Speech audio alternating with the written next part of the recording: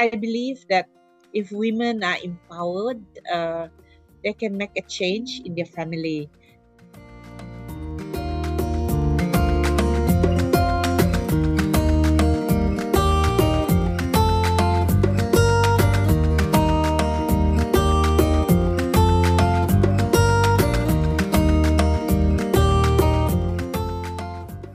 A warm welcome to Young Voices, an intercultural podcast.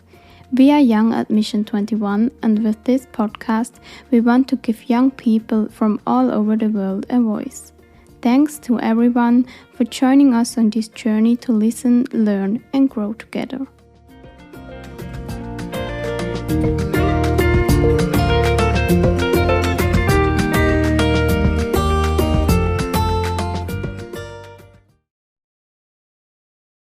Hello everyone, today it's me, Nina, and Sarah from the Young at Mission 21 team, and we are very happy to welcome Anne today. Thank you so much for taking the time. Yeah, nice to meet the two of you. Thank you for having me. Thank you for being here. So maybe we can start with you introducing yourself shortly. All right. I'm Anne Lasimbang. I'm from Sabah. Sabah is actually on the island of Borneo. We are on the northern part of Borneo. It's a region that becomes part of this big country called Malaysia. I'm a Kadazan Dusun, and I live in the village, not very far from the city of Kota Kinabalu. So maybe you can tell us where you are during the call. At the moment, I'm sitting in PACOS office talking to the two of you. Actually, our office is about 8 or 10 kilometers from the city. It's also a small town. I'm not in my village. I have to go out from my village because if I stay at home and get this call, we might not have good internet. So I have to go travel a little bit to the PACOS office in order for me to be able to take this call. Maybe you can tell a little bit more about your organization, what you do every day. Okay. I come from this organization called Partners of Community Organization, or in short, it's called PACOS, PACOS. We are a community-based organizations that work with indigenous communities in the rural area of Sabah. We do community organizing, but the main thrust of our work is human rights, indigenous people's rights.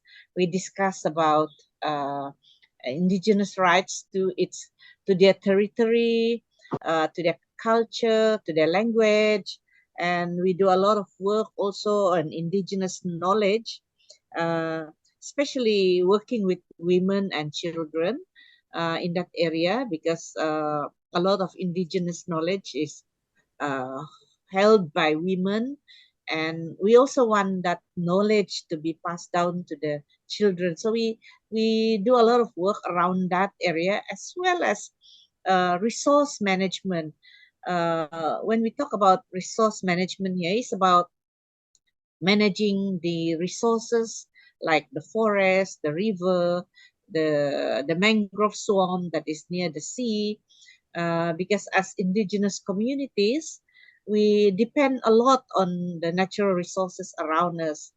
We depend on water, we depend on a clean river so that we can continue to have our fish. And for communities who are hunters, who depend on the forest for hunting, they also look after the forest, and forest is also a very important source of medicine, or for many of the communities is a source of material to build their house, as well as the forest is also a place where community find it as important space for being connected to the nature. We also do work on livelihood issues, like we want to ensure the community has food security. So we do a lot of work on agroecology. That means farming, but that is nature based. We are now promoting that one. It has been part of our practice for generations, but due to commercialization and actually promotion of big companies to have fast produce, or they want to have monoculture, like planting a lot of trees like oil palm or rubber trees for cash crop. So a lot of the community has also forgotten the the age-old tradition of farming in the natural way.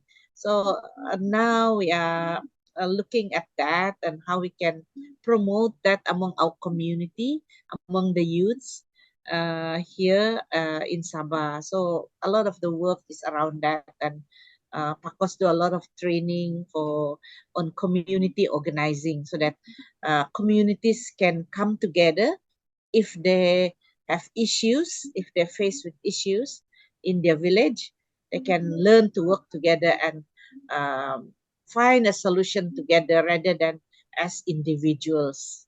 So a lot of work on community organizing also that PACOS is doing. Wow. So you have a lot of different projects, it sounds. Yeah, many different projects because different community also have different needs. So we try to see what are the needs of certain communities. So we try to address that. Nice. And also it seems like a lot of topics are connected with each other. Yes, very much connected, because when you talk about food security, you talk about farming. It's all connected, and when you talk about indigenous people's rights and territories, it's connected to their livelihood. It's connected to their looking after the environment sustainably. It's a lot of challenge also nowadays. Because of also multinational companies coming into our territory. So that's some of our issues that we are facing.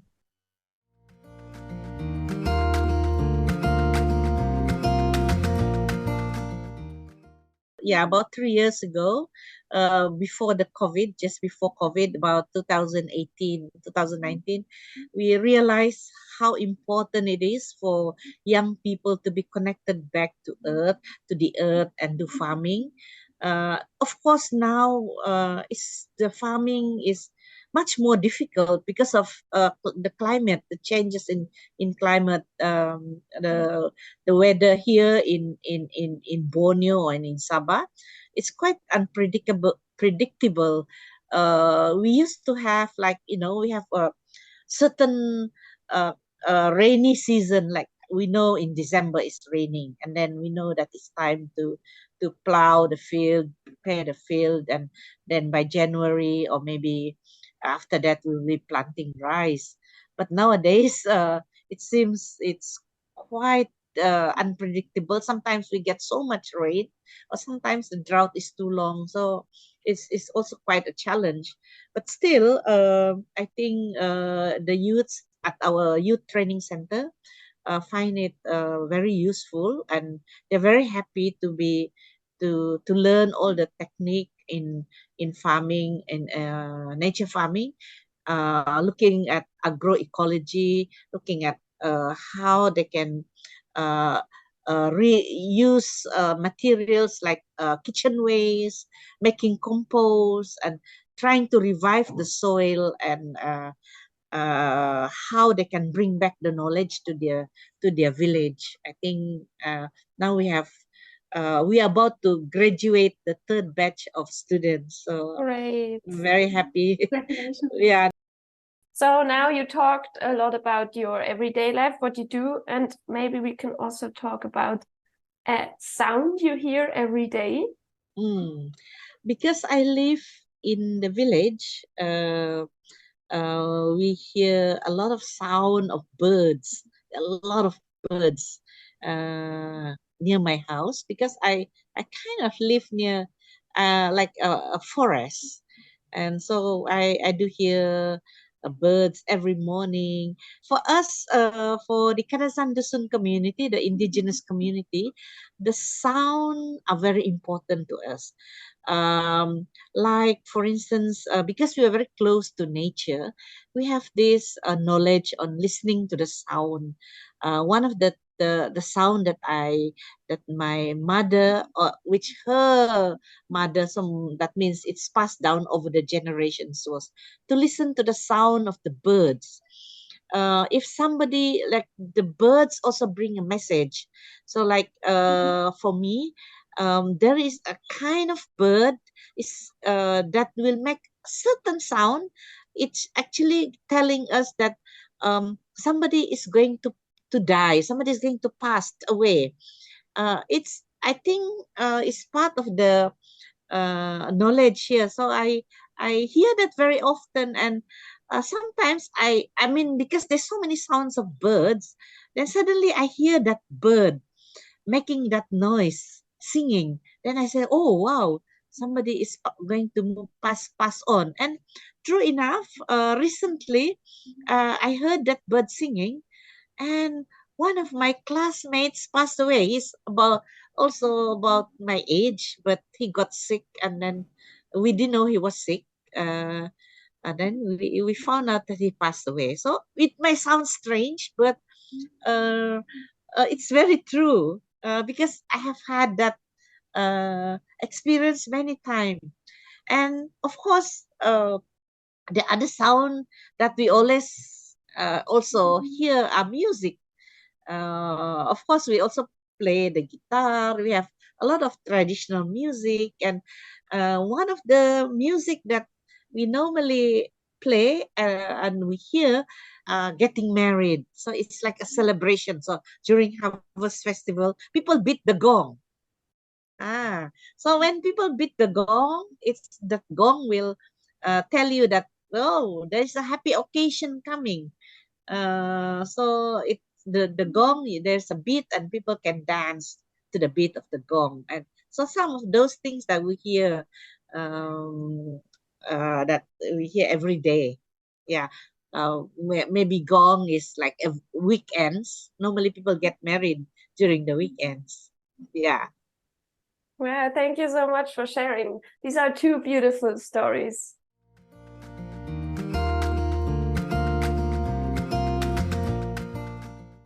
The other thing that I can share is about our country, Malaysia. Malaysia is a new country, actually, that was formed in 1963. So it's not really an old country. Before the formation of Malaysia, we were all like, Sabah was under the colony of North Borneo, and so in 1963, the three regions of Malaya, Singapore, Sabah, and Sarawak decided to sit together and form a new country called Malaysia. So when we talk about Malaysia, well, it's actually two big regions. In the end, Singapore moved out of Malaysia, so there's just three regions left: Malaya, and then we have Sarawak, and we have Sabah. And most of the indigenous people, Sabah and Sarawak, which is located on the island of Borneo, are mainly there in Sabah and Sarawak, whereas for in Peninsula Malaysia, or Malaya, we call them before. We also have indigenous communities there, but they're very minority. And we have also Chinese, and we also have Indians there. Besides, a big population is also the ethnic Malay. So we have about now 20 over thousand population, but most of the population are actually in the peninsula. with the capital city in Kuala Lumpur. Whereas for Sabah and Sarawak, we are huge area but very sparsely populated, and mainly there are a lot of different kind of people are staying here. Uh, um, you can find English speaking people, Eurasian, who might have come over a long time ago and stayed in Malaysia. And we do have the people from Thailand, also at the border of Thailand. So you get a mixture there. So because of the border, besides the South China Sea that separates the Peninsula Malaysia and the region of Sabah and Sarawak, actually the island of Borneo is also connected to Brunei and Indonesia, and then towards the north you will get Philippines. So Philippines is also, so we have so many neighbors around us. Would you say this is also something that makes your local context very special? Yeah, because of the multiracial people. I mean, so many people staying in a country, and then we have people from India, which they brought in their culture, and then we have people from China, and then the indigenous people, all mixing together. So it gives a kind of special situation for Malaysia, because there's a tag name. Normally, people advertise Malaysia as Malaysia truly Asia, because you have, if for instance, if you go to Korea or to Japan, you'll have kind of big number of Koreans and Japanese in their own country, but in Malaysia you have this kind of big different kind of mixture of people, so it makes it a little bit different and a little bit special for us. And is there a Malaysian food, a typical food that you would want people to know about, or that you like? Maybe you have a favorite food? Yeah, I mean, when it comes to food, we have all kinds of food. We have the curry, but it's called Malaysian curry, and then we have Chinese food, but it's already a Malaysian Chinese food, like chicken rice. But we have because I'm indigenous, I'm Kadazan. We have many kind of food that is very special and is only found here in Sabah, in Borneo. For instance, we have this wild mango called bambangan. It's brown in color. You only find it. It's a big tree, and it's brown, but it's like a mango. But it's it's really a very strong smell and very strong taste called bambangan. We can pickle it, and it's kind of really nice. So we like that food. And we another Kadazan dish that I like is the raw fish. It's like I think many countries have a raw fish dish. Japan has sushi or something like that, but like us, we have this a dish called hinava. Is fish and then soak in lime water, and then we put in the whatever condiments. It's really nice. It's an appetizer, and but in general, those are the two food that I think for me I like very much. But it has to be very natural because it's raw. So we need to find fish that is fresh. Otherwise, you cannot have raw fish. So, and then this wild mango, bambangan, pickled bambangan is really also very nice. It can make you eat a lot of rice. It's an appetizer. Do you So typically serve it with rice? Yes, we normally eat it with rice. And what are typical condiments you serve with the raw fish? You said there are various. Oh, normally we have the lime, a fresh lime, salt, and we have onions. Then we have that mango, that wild mango. The it has a seed. It has a big seed. So normally we put into half. We grate the seed of that wild mango and mix it together with that raw fish. and it's kind of people say it's good for the health. Maybe because of that wild mango seed, it has some antioxidant properties. And do people eat what you harvest, or do you buy most things in a supermarket, or what do you harvest in your region? We normally eat what we harvest, and but those that means some people grow a lot more. So a lot of the villages will sell their uh, food or vegetables, extra food and vegetable fruits in the weekend market. So you find the farmers around my village or the nearby villages, they will all the extra bananas, all the extra fruits that they have, they will bring it down to the market and sell it. Yeah. Um, Also, there are some supermarket, but people like to go to the market. They like fresh food. And then because we don't have winter here, it's like you have it all year round. So there is no time where nothing is growing. So it's easy to find fresh food here in the equator. But you do have seasonal fruits. But yeah, the fruits are seasonal also. For instance, this wild mango, they only bear fruit once a year.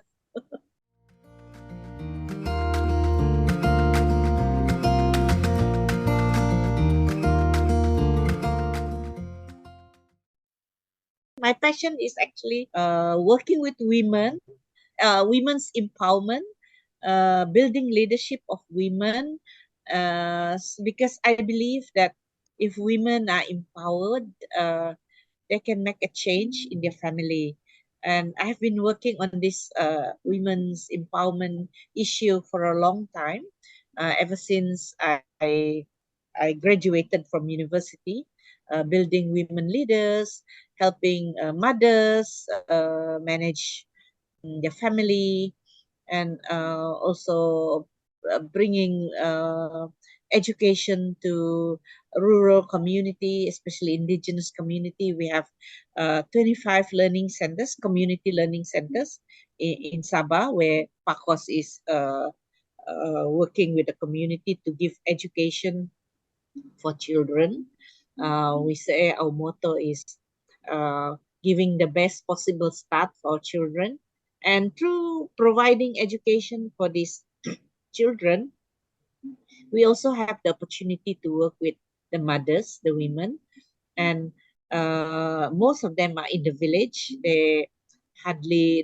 Some of them might have finished primary school, but they are just there in the village. So it's really an opportunity for us in PACOS to build capacity in terms of leadership, because certain communities, not all communities are indigenous communities. Certain indigenous communities are patriarchal, some are matriarchal. Like me, I come from a matriarchal family. That means community. Uh, our elders, we have women priestesses. So they are quite open. The women play quite an important role in in society. But certain communities, they are very patriarchal, so it's hard for the women to get out and to learn more. So we do have a lot of work at that, and we have seen a lot of improvement. Yeah. Great. So I hope I can continue doing that too. So how exactly do you work with these women? Normally we go to the village. We have a program, depending also on the request of the women in those villages. But normally they are very interested in uh, increasing the family income, looking at livelihood. How can they have extra money to help their children to go to school? So based on that, then we will develop a program for them. And the program is not just focusing on learning skills, but it's also related to looking at their knowledge as indigenous community, and then also looking at rights, women's rights, and then talking about that and how they can improve themselves as an individual, and how they can increase the skills in leading their group. We normally start like that, leading their group, taking up responsibility, and eventually, maybe if there is opportunity, they can also become leaders in their village. So some of those women that we have worked for a long time, the community also see their potential, and we find some of our community learning center teachers who have been with us for a long time has been appointed as village heads. So yeah, which I think when women become a leader, it is slightly different from men. They have a different perspective. So if a village recognize that, because they're able to lead, then they also give them that opportunity to lead. Wow, great. But it's long, like it does not happen in a year or two. It takes a bit of time. I remember starting our community learning center is in one of the remote villages. Um, we didn't have a lot of people there. I mean, leaders, but eventually we had this lady mother. She was a single mom, and she had 3 kids, but she continued to learn and build herself, and her children were very successful. They went to school. One or two went to university, and she continued to be in the village, and she was appointed as a village head. So I think that's good, and not one, but quite a number of our villages are like that. Our women are coming up. It also depends also on the the community, because different ethnic group have different way of lifestyle. It's also the culture, what you call the socio cultural way of life. It takes time sometimes to break that, but eventually after a while, people become more open. You just said you work a lot with women. You work a lot with women empowerment, as we can hear. What would you say is a very, very central focus that women have right now? Well, I think because if we want change for our community, we also need to strengthen ourselves as a community. Um, a lot of our tradition, a lot of our knowledge has been lost. But because I feel the women can play a very important role in ensuring that what is lost can be revived, and then can be taught to the children. So I think we feel that's quite important. And maybe because I'm also a woman myself, I'm a woman, then I relate better to them. And then being in a Asian society, normally it's not that easy for a woman to say, "Oh, you go and talk to the man." It's not that easy. So we feel that the way to empowerment is starting with the self. So the nearest circle of influence that we can make are the women who are like us. So we talk to them, and hopefully they will influence their family, their children. Then it goes in that kind of ripple. So thank you, Anne, so much for sharing and taking the time. Thank you so much for having me, and also for doing this podcast interview. It's very inspiring Yeah. what you do and your organization. And of course, also a big thanks to everyone who listened to us today. And if you enjoyed this episode, make sure to join in next time as we talk to Chris from Costa Rica about human rights, indigenous communities, and gender justice.